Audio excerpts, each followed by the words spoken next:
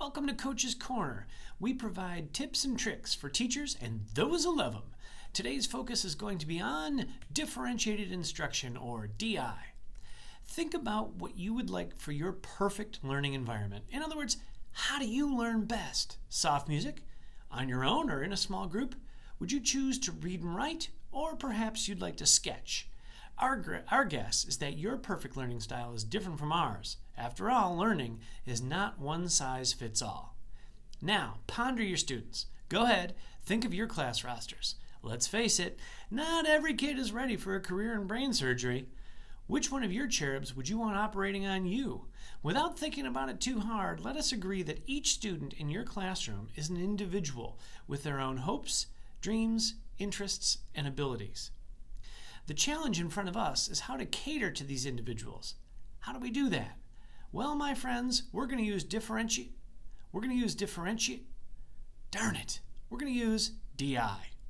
So, we've established that each of us has different levels of readiness, interests, and learning styles.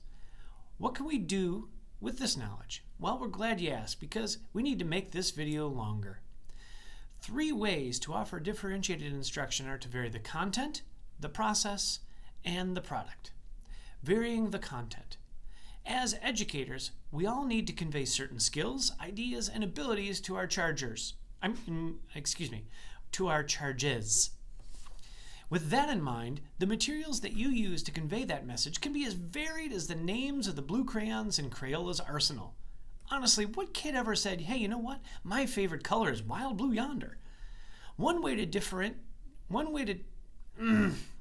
DI is to vary the complexity of reading that your kids will be using to cater the different readiness levels in your class. For example, you may use different Lexile levels for a text, such as those found at News ELA. Another alternative is to have entirely different materials from which to glean information. Examples could be a poem, could be a photograph, and a song all about the same topic. Now, let's cover varying the process.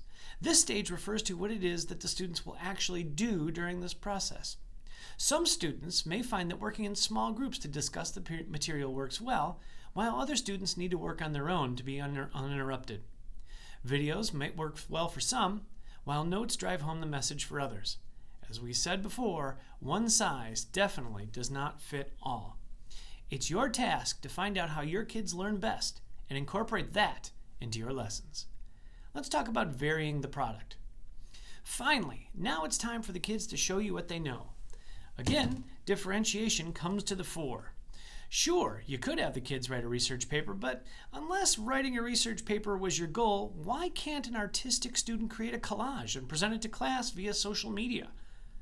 Why wouldn't some kids really enjoy presenting their newfound knowledge as a 1930s radio show, complete with really cool sound effects?